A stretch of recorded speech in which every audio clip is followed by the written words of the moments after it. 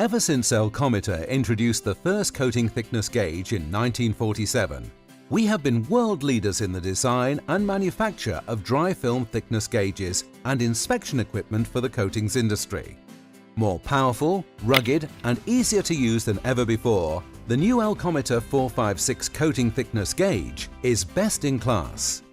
Available as an integral or separate gauge with a wide selection of separate probes, there are 4 versions of the Elcometer 456. From the entry-level Model E to the Model T, which provides users alphanumeric batch memory, warning limits identifying when a reading is outside specification, and predefined calibration methods to meet ISO, SSPC, PA2 and other national and international standards. Ready to use, straight from the box, each gauge is factory calibrated. But to get the best performance from your gauge, and to make the best use of the gauge's 1% accuracy, you should calibrate your gauge to suit your specific application, using the gauge's internal calibration routines. A range of calibration options are available on your Elcometer 456 gauge. The one you choose depends on your application. Zero calibration is a simple method for calibrating on smooth substrates and is sometimes referred to as single-point calibration. Following the calibration on-screen instructions, simply place the probe on the uncoated metal substrate, making sure you have 100% contact with the surface. The gauge will adjust the calibration automatically, and you are ready to start measuring. Smooth calibration is a more accurate method than the single point or zero method, as the gauge is calibrated using a calibration foil and an uncoated substrate. Calibration foils, or shims, are the most convenient way of creating a coating thickness standard on the substrate material, surface finish or shape. Smooth calibration is the ideal method for adjusting the calibration of the coating thickness gauge to ensure the greatest possible accuracy. With metric and imperial values displayed on each foil, the chosen foil should be close to, but greater than, the expected dry film thickness value. Rough or two-point calibration is the ideal method for calibrating the gauge on rough or blasted profiled metal substrates, or for substrates where there are significant differences in the magnetic or electrical properties of the substrate. The calibration requires 2 foils values.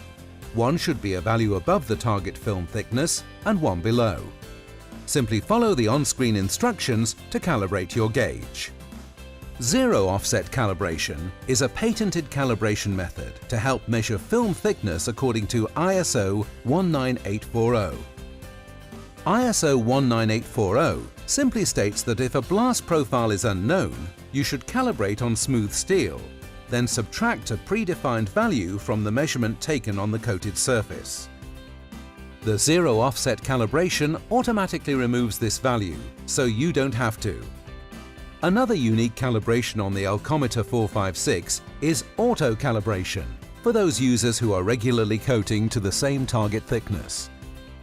This feature also allows you to program into your gauge the foil thickness values once, and then when AutoCal is selected, simply place the probe on the foils to quickly calibrate. Ideal for rapid, error-free on-site calibration. The Elcometer 456 Model T gauge has a special calibration check feature, which, when enabled, displays the out of calibration icon on the display screen when a reading is more than 10% outside the calibration foils used with the cal routine. Elcometer S and T models have 4 additional predefined calibration methods included for ISO, SSPC, PA2, Swedish and Australian standards.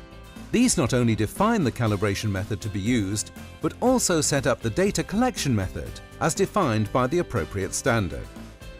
For more information, a full instruction manual is available at www.elcometer.com. There are a number of ways to increase the accuracy of your calibration. When calibrating or taking measurements with your gauge, here are some simple do's and don'ts. 1.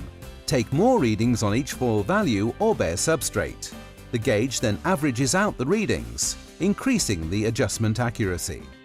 Using the up-down soft keys, you can then synchronize the average reading so it is identical to the certified value on the foil.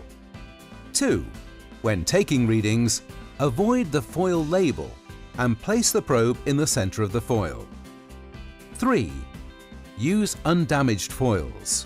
It may be helpful to have spares. 4. When stacking foils to increase the foil thickness, carefully stack on the non-labeled surface. 5. Place the probe gently down perpendicularly, i.e. 90 degrees to the surface. 6.